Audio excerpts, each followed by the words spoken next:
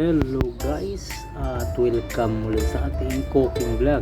At of course, ang inyong makakasama muli ang inyong kaibigan sa kusinang CFW Lutong Pinoy. At sa araw na ito, mayroon akong isi-share sa inyo nakakaibang lutuing Pinoy. Actually, ang ating gagawin dito ay magluluto tayo ng kaldereta.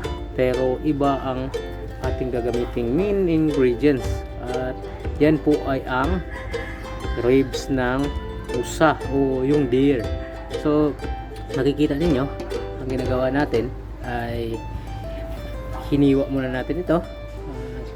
Pinamitan natin ng matalas na kutsilyo na talagang mapuputol ang buto dahil siyempre wild animals ito, kaya medyo may katigasan din ang buto.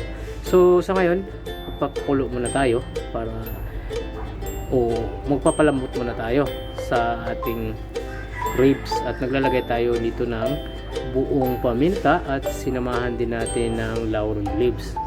So para mapadali din ulit ang ating proseso, nagpainit na din tayo ng tubig.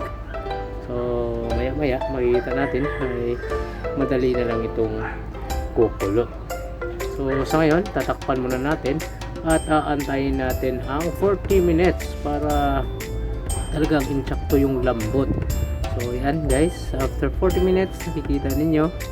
So shortcut na lang natin para mapadali itong ating vlog, no? So yan, makikita ninyo medyo may kalambutan na rin yan, at hindi magtatagal ay hahanguin na lang natin para mailuto na natin. So ito yung first stage sa ating cooking vlog ngayon. So ayan guys, hinango ko na.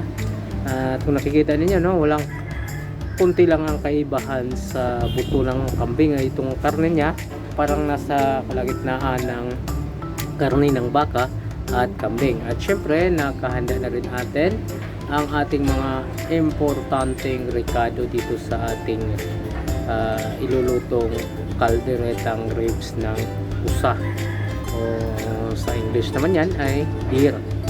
So ayan guys, maglalagay tayo ng mantika muna at papainitin lang din natin. At ito yung ating technique na ginagamit, ay pina-fry natin o piniprito muna natin ang ating carrot, kasama na dito ang ating patatas. Ito yung mga technique na ginagamit lalo na sa mga malalaking restaurant o kahit naman sa paghahanda ng pagkain sa pambahay man o commercial, para po hindi madudurog kapag ito'y inahalo na natin sa karne. So yan po ang purpose. At isasama din natin sa paggisa dito para mayroon tayong pre-cooking stage dito kasama ang bell pepper. So hindi yan madaling masira kapag inahalo na natin mamaya doon sa ating pagluluto ng kaldereta.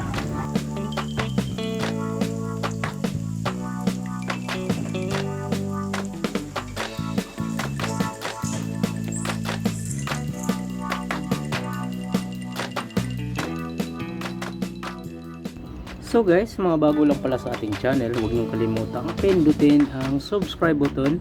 Isama niyo na rin ang notification bell para lagi kayong update sa ating mga newly uploaded video. So ito guys, tuloy-tuloy lang tayo at mayroon na tayong mainit na mantika at igigisa muna natin ang ating ricado. So uunahin natin ang paggisa ng sibuyas at isusunod din natin ang paggisa ng bawang. So basic step lang ito po para sa mga nagluluto dyan. Alam nyo rin na ito ang ating unang stage na gagawin, ang paggisa sa ating mga ricado.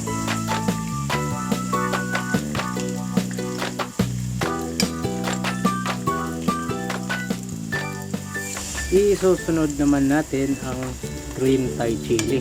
So sa akin kasi ay medyo preferred ako na medyo may anghang na konti sa ating lulutong ulam. So ito ngayon, at ilalagay na natin ang ating pinalambot at pinakulo ang ribs ng usa o yung deer ribs. Kaya ayan, haluin lang natin para mahalo doon sa ating mga nagisang ricado. At nakahanda na rin ang ating tomato sauce. So ilalagay na natin ang isang latang tomato sauce na hindi naman kalakihan, at sinusundan na natin ito ng tubig. So approximately nasa mga 3 basong tubig ang ilalagay natin para medyo masabaw naman ang ating kaldereta. Pagkatapos nating malagyan ng tubig, ay tatakpan muna natin at antayin nating kumulo ang ating nilulutong ulam. So ito na, todo kulo na ito, at hahaluin lang din natin.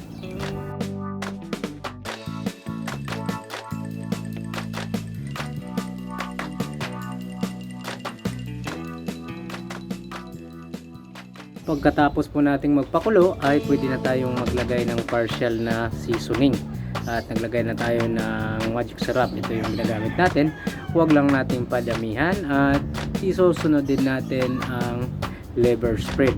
So kompleto recado tayo, at ubusin lang natin yung isang lata ng liver spread para sagad ang lasa at linamnam.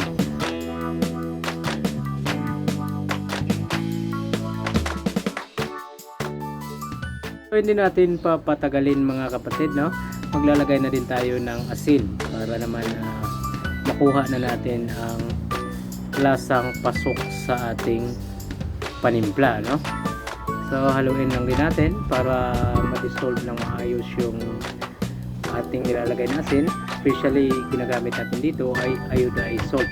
Kailangan lang din natin ito ng tansyahan kasi nga medyo may kaalatan din ang iodized salt. Para po maalis po ang anggo, na medyo may anggo konti ang karne ng usa o deer, ay naglalagay din ako ng fresh extract lemon juice. So ito yung magbabalance at mag-neutralize sa amoy o yung anggo ng karne.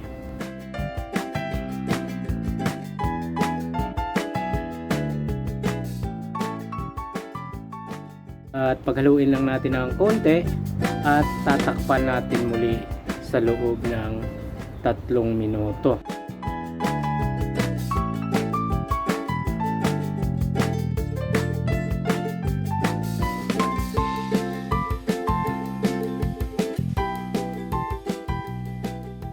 So pagkatapos nating i-simmer ito sa loob ng 3 minuto ay paghaluin lang natin ito mga kapatid, at syempre titikman na natin kung tama na ba ang ating pagtimpla o pasok na sa ating panlasa.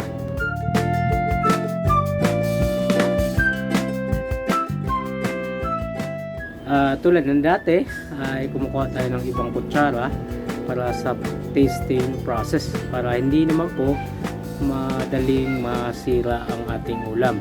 So pasok na sa ating panlasa, at pwede na nating ilagay ang iba pang rekado tulad ng carrots, patatas at ang bell pepper. So nakikita ninyo ito yung magdagdag din ng lasa, aroma, at syempre yung appearance niya at texture na nagiging inviting na siya.